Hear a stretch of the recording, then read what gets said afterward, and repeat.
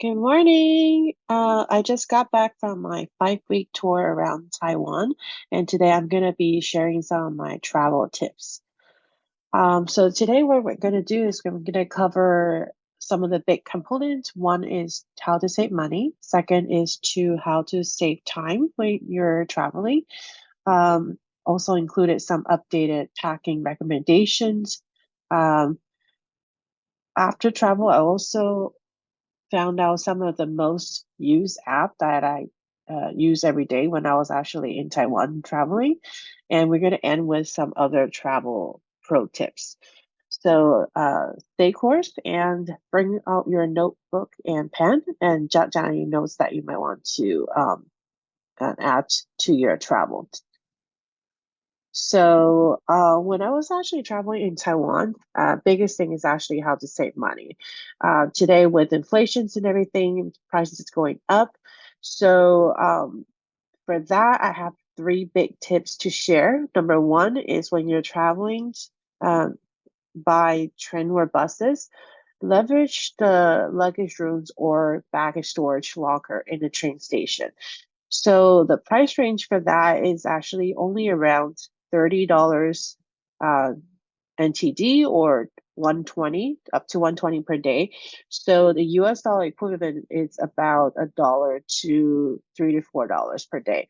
So it's all about traveling light. So that way, yeah, you can actually explore the cities and enjoy all the sceneries. Second thing is use the MRT card. So the MRT card is actually super useful. So you can actually use it for buses, MRT, train station, as well as you can actually use it in the convenience store too. So one tip is when you're doing the MRT first and you're transferring later to a bus, there's actually a discount on that. So definitely another advantage of using the MRT card. The last thing I want to share is not a lot of people know that is when you're a foreigner traveling in Taiwan, there is actually a foreigner discount that you can actually get by using KK Day. So you can actually save about 20% on the high-speed rail ticket, which this is actually the most expensive, I would say, the travel options around Taiwan. And you do come with the option of either 3 days, 5 days, or unlimited high rail tickets. So definitely, this is something I will highly recommend it for travelers in Taiwan. Now, just to show you, there are different kinds of baggage storage or baggage rooms. So on the left-hand side, you have this baggage storage. This is actually in most of the train station and high-speed rail station, even the department store, they have this. So the limitation with that is this goes by the hours, but up to 24 hours. So if you are intended to store your luggage more than 24 hours, this is not the recommended options. Then the other one is actually baggage room. So these are located inside the train stations. So the one I actually stored in the baggage room, it only costs 30 Taiwan dollars per day, which is only a dollar per day for 1 day. So it's such a huge discount, and you can go up to more than 24 hours if needed. So if you're going to be staying in one city or one location that's going to be more than 24 hour, let's say 2 or 3 day trips, this is probably your best option. Now, the second thing we're going to talk about is saving time. So, when you're doing traveling and you really want to explore the city, time is an essence. So, if you can get more out of your travel time, the better. So, number one, of course, is the MRT card. The old days, you do have to carry a lot of coins, so that way you can get to point A to point B. But nowadays, with the MRT cards, you just need to keep one card, and you can actually use it for pretty much all the transportations. So that really saved time from having to keep track of the physical tickets as well as like the coins, which it's really cumbersome. The second one I use heavily is the Uber Eats and Food Panda food delivery app. Um, while I was staying in Taiwan, the temperature is actually super hot. So walking to the restaurants, getting food is actually not something I would prefer to do. So Uber actually kind of saved my life because you can actually pre-order the foods and then just kind of do your thing, and then most of the hotel next to their lobby by the door, there's actually like a table where you can place their food on the stand. So it makes it super convenient to just go down and pick up your food and then go on with your day. Um, the last one is a big uh, note that you wanted to jot down. So most of the high-speed rail in Taiwan is actually super far from the city, meaning that it is faster. However, you have to consider the transit time. It will take you from the high-speed rail stations to travel back to the main city to continue your travel. So for 5 week that travel, I only actually used the high speed rail one time, and that's from traveling from Kaohsiung to Taipei, which is the southest part of the Taiwan to the northest part of Taiwan. The rest of the travel I actually stick with either taxi, Uber, or by train. I found that to be a lot more convenient and also definitely saved me a lot of money as well. So um, later on, I'll probably go into details and break down the budget of the cost of, how much I was actually spending on my trip. Hopefully, I can share that experience and the pro tips with you later on as well. Um, in the previous session, we actually talk about what to pack when you travel, or might recommended packing list. Now, I actually updated that because when I travel, I found out that um, some of the items need to be updated. So number one is actually the credit cards. So you can see that I actually included only Visa and Master. While traveling and talking to my friends in Taiwan, I actually found out American Express is actually not heavily used in Taiwan at all. And I also experienced that when I'm actually purchasing the item in Taiwan. And part of it is because the fee that it charged to the merchant is too high. So not a lot of the store actually use or allow a customer to pay with American Express. Now, the second thing is the ATM card and debit cards that has no foreign transaction fee or ATM withdrawal fee. I will go into that a little bit in detail later on. There are some recommended one that I personally recommend for travelers, but just keep in mind. So only Visa, Master, and when you pick the one that you want to use, make sure there's no foreign transaction fee, and an ATM card. There's no ATM fee as well. The second one is portable charger. So a lot of the places that I went, if you're going to be traveling more than a couple hours, it's good to have a backup, like a portable charger, so that way you can continue to keep your cell phone and other electronic device charged. And then, of course, the charging cable that comes with it.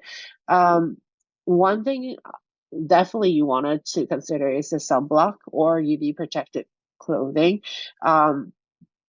It is hot and it's kind of like penetrating to your skin. So definitely want to keep that in mind to make sure you apply sunblocks or have UV protected clothing. The last thing is comfortable walking shoes. You're going to be actually walking quite a bit. And I experienced that firsthand in Hualien when we go on to the day trip. With all the trails and walking that you do want to make sure you have pack a comfortable walking shoe. Um, well, I was in Taiwan. There's actually quite a bit of app that I use to plan my travel. And I keep track of all the information. So I would say number one is actually weather. So while I was actually in Taiwan for the 5 weeks, I actually experienced like typhoon 7, 8, 9 in the 5 weeks. So it goes into extreme high hot weather and also into typhoon season where it's like super raining and stormy. So the two of them I actually used quite a bit. One is weather and the other one is Taiwan weather. So the weather one is actually the one that's included on the iPhone. So we use it quite a bit in the US. However, when I land, I discover it's not quite accurate. So later on actually use the Taiwan weather app. So there's actually an app that you can actually download in the App Store. One neat thing about that is actually it comes in both English and Chinese, and the weather is more up to date. We also will send you alert to your location. So that way, let's say there's a typhoon alert or something happens, you get notified right away in real time. So that's actually come in super handy because I had to cancel one of my hotels just because of the typhoon. So I'll cover that later on in some of the travel tips and stories I want to share. But definitely, I will highly recommend downloading the Taiwan weather app. The other one is getting around, so I would say Google Map is definitely something you want to leverage. So it's helpful in a couple ways. Number one is to find out the direction how to get to point A to point B. Number two is a lot of if you're searching for like the local restaurants or shops, you can actually search within the Google map and then also find out the review of that particular location. So that comes super handy. And then for most part of Taiwan, I would say 70%, 80%, Apple Pay is actually heavily used at this point, that's a huge plus. So definitely make sure before you travel, have that ready. Add all the credit card that you wanted to use on a trip on Apple Pay. That will just save you so much time. And then also, of course, the security as well. The next you want to talk about is actually the travel apps or transportation app that I use.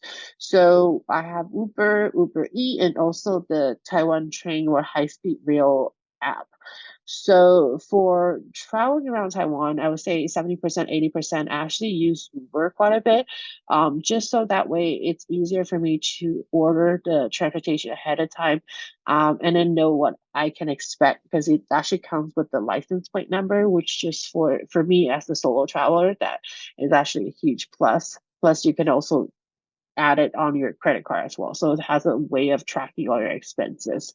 Uber E, it's very, very simple. So again, it's very similar. It's a state where you can actually pick the restaurant, pick the food, and then you know when you can expect it to be delivered.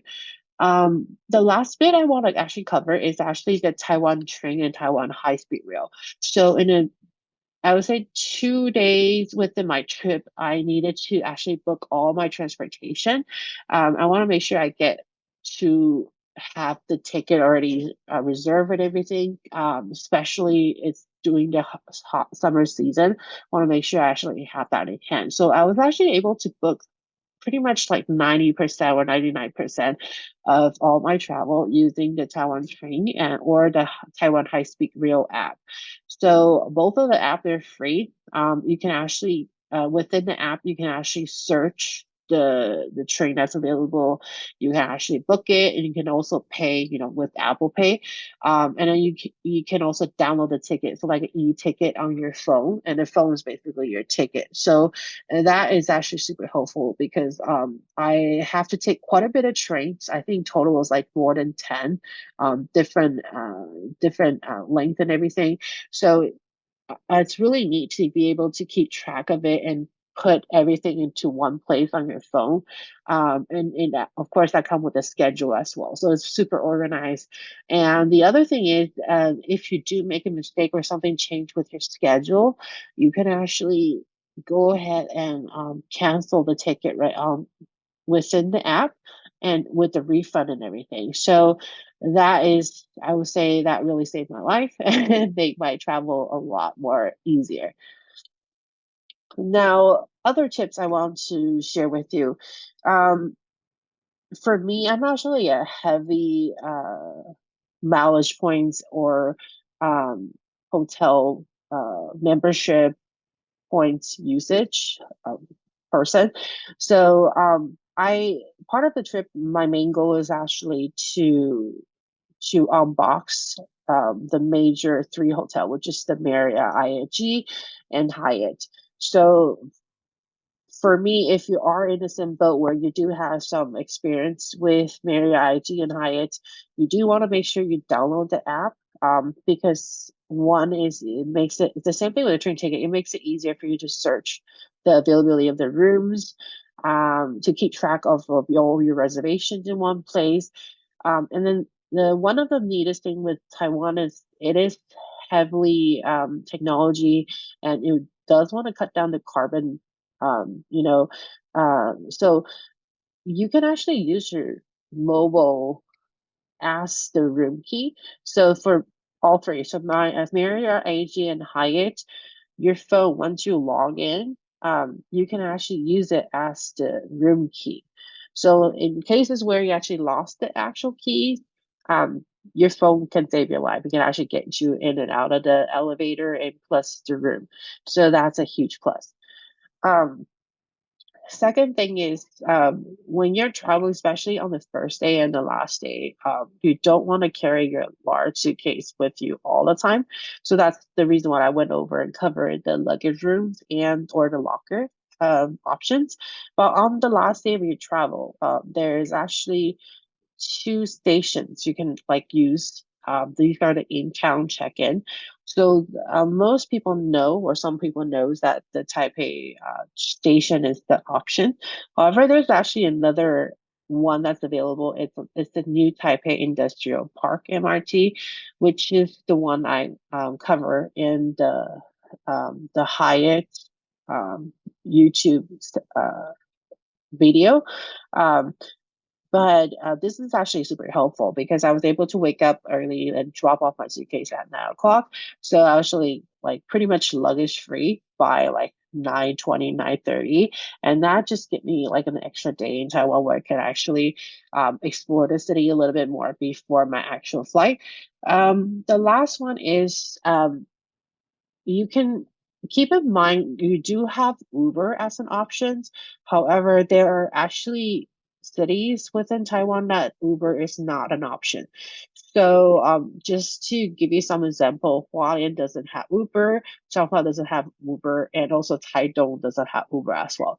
So in cases like that and where you need to order a taxi, use the convenience store. So there are actually kiosks within the convenience store in Taiwan where you can actually schedule a taxi.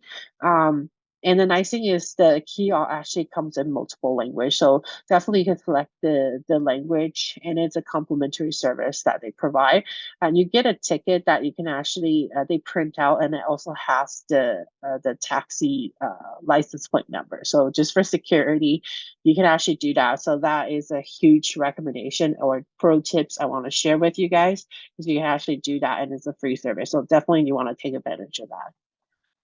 Now, the next thing is the internet. So nowadays, we are as a travelers, we rely heavily on internet and be able to, do the search and all that. So before the trip, I actually did some research as to what are the options. So pretty much there's three. So one is the portable Wi-Fi. The second one is the SIM card, and then the last one is the eSIM card. So if you think about it, the spectrum, the portable Wi-Fi is kind of an older technology, so it is very cumbersome. It's heavy. And the positive thing is you can share with multiple devices, but that's kind of the older technology.